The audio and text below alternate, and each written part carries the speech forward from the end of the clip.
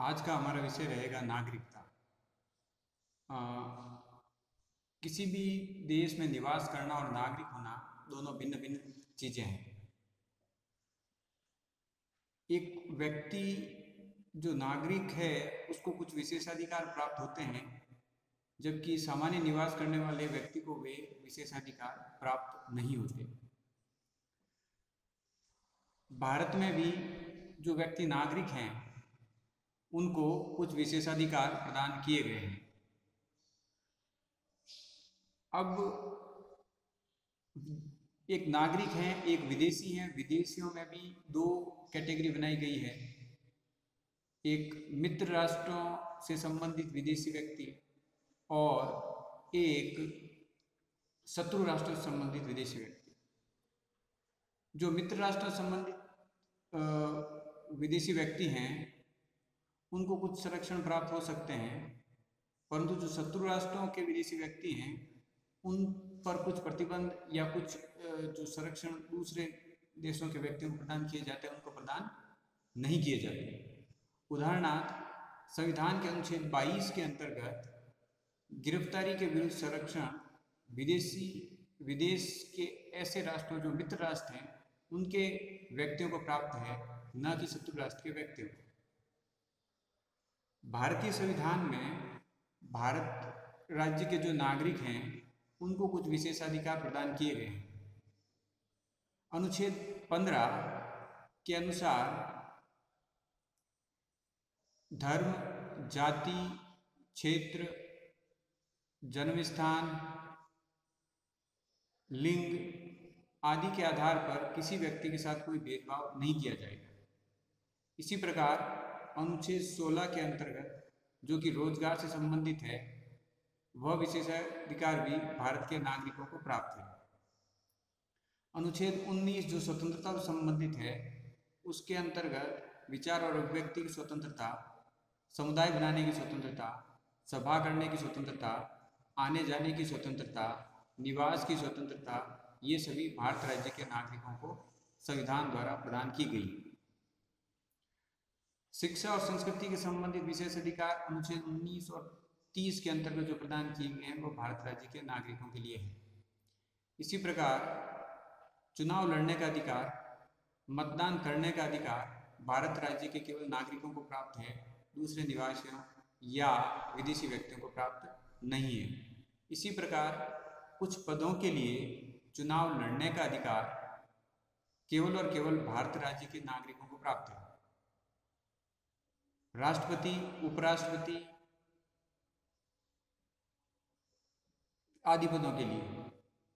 इसके अलावा कुछ पद हैं जिन पे चयन होने का अधिकार भी केवल भारत के नागरिकों को प्राप्त है, जैसे कि सर्वोच्च न्यायालय के न्यायाधीश, राज्य के न्यायालयों के न्यायाधीश, राज्यों के राज्यपाल और भारत सरकार का अटॉर्नी जनरल, राज्य सरकारों के एडवोकेट जनरल, ये केवल भारत के नागरिक ही बन सकते हैं। भारत में जन्म के आधार पर या निवास के आधार पर जो नागरिकता प्राप्त कर लेता है उस व्यक्ति को राष्ट्रपति पद पर खड़ा होने का अधिकार है, जबकि अमेरिका में केवल और केवल वही व्यक्ति राष्ट्रपति बन सकता है जो जन्म से ही नागरिक हो, न कि निवास के आधार पर बना हो। अब भारत में नागरिकता के संबंध में संविधान के अनुच्छेद संविधान के भाग 2 में वर्णन किया गया है नागरिकता संबंधी नियमों का, और उसमें अनुच्छेद 5 से 11 तक नागरिकता संबंधी विभिन्न नियम प्रतिपादित किए गए हैं। संविधान भारत की संसद को यह अधिकार देता है कि वह भारत राज्य में निवास करने वाले या बाहर से आने वाले व्यक्तियों की नागरिकता के संदर्भ में आवश्यक नियम बनाए। इस संदर्भ में भारत की संसद ने 1955 में नागरिकता अधिनियम पारित किया, और इस नागरिकता अधिनियम में 1986, 1992 में संशोधन किए गए। हाल ही में नागरिकता संशोधन अधिनियम 2019 में पारित किया गया, जिसमें नागरिकता के संदर्भ में कुछ विशेष प्रावधान भी किए गए हैं। भारत में नागरिकता के संबंधित जो मुख्य अधिनियम है, नागरिकता अधिनियम 1955, वह मूलतः 4 प्रकार की नागरिकता का प्रावधान करता है। पहला, उनके लिए जो भारत में जन्मे हैं। दूसरा, वो व्यक्ति जो पाकिस्तान से चलकर भारत आए थे आज़ादी के बाद जब बंटवारा हुआ। तीसरा, वह व्यक्ति जो पाकिस्तान गए परंतु वापस भारत लौट आए। और चौथे, वे व्यक्ति जो अन्य कहीं विदेश में निवास करते हैं और भारत में आए हैं। अब इनके संदर्भ में संविधान ये प्रावधान करता है कि जो 4 प्रकार की नागरिकता मोटे तौर पर दी गई है, उसके संदर्भ में जो नियम है वो इस प्रकार है कि संविधान जब लागू हुआ 26 जनवरी 1950, उस संदर्भ में नागरिकता के प्रावधानों का उल्लेख करते हुए संविधान में कहा गया है कि जो भारत में निवास कर रहे हैं व्यक्ति, वो नागरिक होंगे यदि वो भारत में जन्मे हैं, उनके माता या पिता में से कोई एक भारत में जन्मा है, या तीसरी चीज ये है कि वे पिछले 5 वर्षों से भारत में रहे। दूसरा, वे व्यक्ति जो बंटवारे के बाद भारत आए, पाकिस्तान छोड़कर या पाकिस्तान से भारत आए, उनके संदर्भ में ये प्रावधान किया गया है कि उन्हें भारत की नागरिकता प्राप्त होगी यदि वो स्वयं, उनके माता पिता में से कोई एक या उनके दादा दादी में से कोई एक अखंड भारत का निवासी रहा। इस संदर्भ में 2 योग्यताएं, अर्हताएं निर्धारित की गई हैं। पहली अर्हता यह है कि कोई व्यक्ति 19 जुलाई 1948 से पूर्व में यदि भारत आ चुका है तो माइग्रेशन की तारीख से ही अगर वह भारत में नियमित रूप से रह रहा है और 19 जुलाई 1948 से पूर्व आ गया है तो उसे भारत की नागरिकता प्राप्त होगी। इस संदर्भ में दूसरा प्रावधान यह है या नियम अर्हता यह है कि कोई व्यक्ति 19 जुलाई 1948 को ही आया है या 19 जुलाई 1948 के बाद आया है, तो इन स्थितियों में नियम ये है कि उसे रजिस्ट्रेशन करवाना होगा, पंजीकरण करवाना होगा, और पंजीकरण करवाने या पंजीकरण के लिए आवेदन करने से पूर्व उसे 6 माह का निवास करना होगा। इसके पश्चात वह व्यक्ति जो पाकिस्तान गया और पुनः लौट आया भारत में निवास के लिए, उस संदर्भ में रूल यह है या नियम ये बनाया गया है कि एक व्यक्ति जो 1 मार्च 1947 के बाद पाकिस्तान गया परंतु वो भारत लौट आया, वह भारत का नागरिक हो सकेगा। उसके लिए उसको 6 महीने तक भारत में निवास करना होगा रजिस्ट्रेशन या पंजीकरण करवाने से पूर्व। चौथी प्रकार की जो नागरिकता की बात करता है वह है अप्रवासी भारतीयों के लिए, जो दुनिया भर के किसी हिस्से में रह रहे हैं परंतु भारत आना चाहते हैं। उस संदर्भ में रूल या नियम यह है कि यदि वह व्यक्ति स्वयं, उसके माता या पिता या दादा दादी में से कोई अखंड भारत में जन्मे हैं परंतु अभी भारत के बाहर रह रहे हैं, तो वहाँ के जो राजनयिक है, वहाँ के जो काउंसलर रिप्रेजेंटेटिव है, उनके माध्यम से नियमानुसार आवेदन करेगा तो उसे भारत की नागरिकता प्रदान की जाएगी।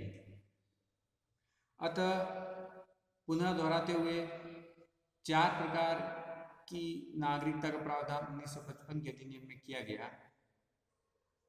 पहला चीज तो ये था कि नागरिकता उनके लिए जो भारत में ही निवास कर रहे हैं, अर्थात यदि भारत में जन्मे हैं या उनके माता पिता में से कोई भारत में जन्मा है तो उनके लिए, या जो 5 साल से रह रहे हैं वे स्वतः ही नागरिक बन जाएंगे। फिर ये है कि जो पाकिस्तान से आए हैं तो 19 जुलाई 1948 तक आए हैं, उनके लिए अलग प्रावधान है। 19 जुलाई 1948 के बाद आए उनके लिए नियम अलग है। इसी प्रकार अप्रवासी भारतीयों के लिए नियम अलग है, और वो व्यक्ति जो पाकिस्तान गए और पुनः लौट आए उनके लिए कुछ नियमों का प्रावधान किया गया है जिसका हमने अभी विस्तार से विवेचन किया है। इस संदर्भ में एक और नागरिकता है कॉमनवेल्थ नागरिकता। भारत ब्रिटेन के अंदर में रहा, ब्रिटेन के अंदर जो भी अन्य राज्य रहे, चाहे वो साउथ ईस्ट एशिया के, अफ्रीका को, उनको मिला के एक संगठन बनाया गया कॉमनवेल्थ। तो कॉमनवेल्थ के जो भी नागरिक हैं, जो पुराने समय में ब्रिटिश साम्राज्य के अधीन रहे थे ऐसे राष्ट्रों के नागरिक, तो उन नागरिकों के कॉमनवेल्थ नागरिकता का प्रावधान किया गया है। अब कॉमनवेल्थ नागरिकता का प्रावधान का तात्पर्य है कि कॉमनवेल्थ देश जो भी रहे हैं वो अगर भारत के नागरिकों को कुछ विशेष सुविधाएं प्रदान करते हैं या विशेष अधिकार प्रदान करते हैं, तो भारत सरकार भी कॉमनवेल्थ राष्ट्रों के उन देशों को जो विशेष सुविधाएं प्रदान कर रहे हैं उनके नागरिकों को भारत में भी कुछ ऐसे रेसिप्रोसिटी के आधार पर अधिकार प्रदान कर सकती है संविधान के द्वारा। नागरिकता के संदर्भ में एक महत्वपूर्ण तथ्य यह है कि भारत में एकल नागरिकता है। भारत एक संघीय राज्य है, अर्थात केंद्र और राज्यों की अलग अलग सरकारें हैं, अलग अलग शक्तियां हैं। वो शक्तियां संविधान द्वारा निर्धारित की गई हैं। अब इस निर्धारण के उपरांत भी भारत में नागरिकता केवल एक है और वो संघ की नागरिकता है, अर्थात अमेरिका और स्विट्जरलैंड की तरह यहाँ पे दोहरी नागरिकता का प्रावधान नहीं है। अमेरिका में एक व्यक्ति संयुक्त राज्य अमेरिका का भी नागरिक है, उसके बाद जिस राज्य में वो रह रहा है उस राज्य का भी वह नागरिक है, तो वहाँ दोहरी नागरिकता है। परंतु भारत में इस तरह की दोहरी नागरिकता का प्रावधान नहीं है। इस दोहरी नागरिकता न होने के कई महत्वपूर्ण परिणाम भी निकलते हैं। जब भारत में कोई भी व्यक्ति एकल नागरिकता रखता है अर्थात संपूर्ण भारत की नागरिकता रखता है, तो उसके राजनीतिक और नागरिक अधिकार, सामाजिक अधिकार संपूर्ण भारत में समान रूप से प्राप्त होते हैं। तो इसके कुछ अपवाद जरूर हैं, जैसे कि केंद्र सरकार कई परिस्थितियों में अनुच्छेद 16 के अंतर्गत कुछ पदों को विशेष व्यक्तियों के लिए आरक्षित, विशेष व्यक्ति जो विशेष राज्य के नागरिक हैं उनके लिए आरक्षित कर सकती है। इसी संदर्भ में एक प्रावधान किया गया था 1957 में पब्लिक एम्प्लॉयमेंट एक्ट के द्वारा। इसके अंतर्गत गैर राजपत्रित पदों के लिए आंध्र प्रदेश, हिमाचल प्रदेश, मणिपुर और त्रिपुरा में विशेष प्रावधान किया गया कि वो पद उन राज्य के नागरिकों के लिए आरक्षित रहेंगे। परंतु 1974 में ये विलोपित हो गया, तो इस विशेषाधिकार का कोई अर्थ नहीं रहा। केवल आंध्र प्रदेश में यह रहा और उसका कारण यह था कि 32वां संविधान संशोधन वहाँ पारित किया गया था। 32वां संविधान संशोधन पारित किया गया था, तो इसलिए कुछ पद वहाँ पे बाद में भी कुछ समय के लिए आरक्षित रखे गए। अनुच्छेद 15 धर्म के आधार पर, नस्ल के आधार पर, जाति के आधार पर, लिंग के आधार पर, जन्म स्थान के आधार पर भेदभाव की मनाही करता है, परंतु वह रेजिडेंस के आधार पर भेदभाव की मनाही नहीं करता। तात्पर्य यह है कि निवास के आधार पर विशेष सुविधाएं राज्य अपने नागरिकों को प्रदान कर सकता है। इसी प्रकार अनुच्छेद 19 में जो वर्णित है स्वतंत्रता, उसमें आने जाने की जो स्वतंत्रता है या निवास की स्वतंत्रता है, उसको ट्राइबल एरिया या अनुसूचित जनजाति का जो एरिया है उसके संदर्भ में कुछ प्रतिबंध लगाए जा सकते हैं। जम्मू कश्मीर में पहले अर्थात सिटीजनशिप अमेंडमेंट एक्ट 2019 और 370 के विलोपन से पहले राज्य सरकार के पास विशेष अधिकार थे आने जाने और निवास के नियमों को लेके, परंतु अब उनमें काफ़ी परिवर्तन आया है।